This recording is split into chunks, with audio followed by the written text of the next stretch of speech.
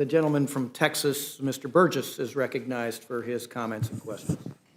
Thank you, Mr. Chairman. And Ranking Member Jordan, I was intrigued by your statements on the, we all suffered through the Mueller probe, the Russia hoax in 2017 and 2018.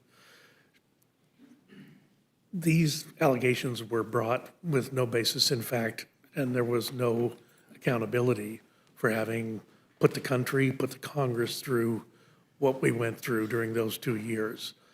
I just find it striking that now we have the same individuals proposing this legislation, but seems to lack the self-awareness of the problems that he himself caused the country by this reckless and partisan witch hunt that he went on.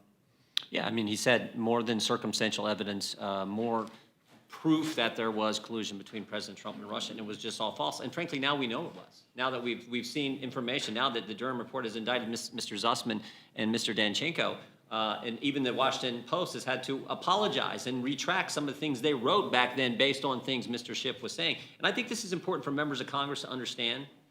This wasn't just any member of Congress making that statement. This wasn't just any chairman making that statement. This was the chairman of the Intel Committee, the committee that gets additional information than the rest of us get, going on television and saying something that was not true. That's the concern. And that is why so many Americans are upset with what took place for 3 years, all based on baloney. So much baloney that the Washington Post had to walk it back. So this is what's critical. And, you know, look, but to Mr. Cole's point, we're happy to work with the inspector. We like the inspector generals. Inspector General Horowitz, his reports on what the FISA court's been doing, those have been tremendous. So we want to work with them. We want to get information. But it would have been nice if they would have worked with us and we could have put something together. But no, couldn't do it that way. We're going to just pile it in one bill. We're going to bring it in front of the Rules Committee, take it to the floor, and pass it.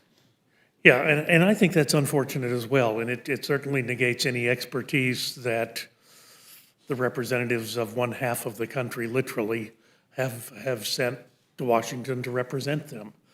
And that unfortunately is that we see that scenario played out over and over again. We're going to see it several times today in all of the appropriations work that remains to be done, the debt limit. Why we think it's necessary to cut out one half of the representatives of the people of this country. It doesn't seem like any way to run a railroad. I do have I have a lot more I could say about this, but in the interest of time, I do have 3 amendments that I want to just briefly mention because I will be asking for them to be included in the legislation that the Rules Committee puts out later today. The First Amendment, Amendment number 6, which strikes Title II, which extends the statute of limitations for federal offenses committed by a sitting president or vice president. As written, this bill provides 9 specific reasons that a president must choose to justify the removal of an inspector general. The president is the head of the executive branch and has the power to appoint certain inspectors general for executive branch agencies and departments.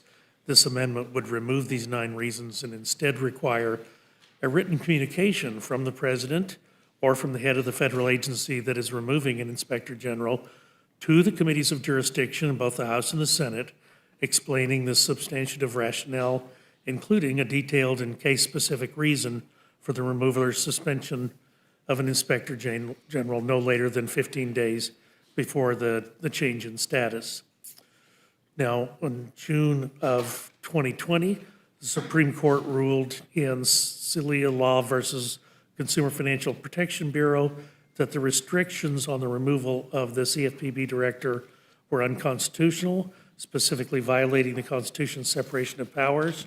So this amendment would remove this unconstitutional provision while still requiring transparency and accountability in the offices of the Inspector General. And this provision was included in H.R. 2662 that the House passed in June. And at that time, myself and Ranking Member Comer offered this same amendment, but it was not made in order. Perhaps this time it could receive consideration by the full House. And Ranking Member Comer, I assume that you still feel that this would be an important improvement to this process. The next amendment would strike Title II of the legislation. Title II of H.R. 5314 extends the statute of limitations for offenses allegedly committed by a sitting president or vice president for the duration of their tenure and any period of time preceding their tenure in office. While we can all agree with the title of this section, no president is above the law, this section sets elected officials apart.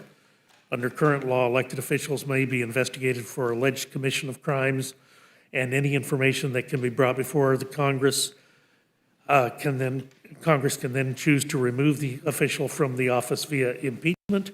If impeached and removed, that individual would then be open to full prosecution, the full extent of the law, well within the statute of limitations, just like every other American. Title II is unconstitutional as the Sixth Amendment Speedy Trial Clause protects the accused against unreasonable delays between an indictment and a trial. Extending the statute of limitations in Title II of this bill would only further politicize the presidency and vice presidency and make holders of those offices targets of politically motivated investigations after their terms end. And I would urge the committee to include this and allow the amendment to be debated on the floor and allow members of the House to vote their will on that. And finally, Amendment number 11 to 5314. This amendment would require any congressional subpoena to be approved by both the chair and the ranking member or a two-thirds majority of the committee or subcommittee issuing the subpoena. Congressional subpoenas are powerful fact-finding tools. They're used to compel either testimony or the production of certain documents. However, subpoenas have recently become politicized weapons, with the majority party currently seeking contempt of Congress from anyone who doesn't immediately comply with a subpoena.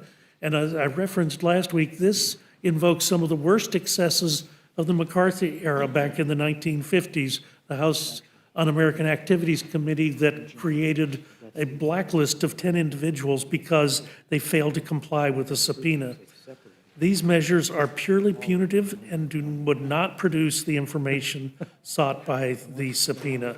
This politicization reduces the effectiveness of subpoenas, creates mistrust when subpoenas are issued in a blatantly partisan manner, and currently, most committees simply require consultation with the ranking member of a committee and/or a vote by the majority of the committee, with at least a third of the members being present.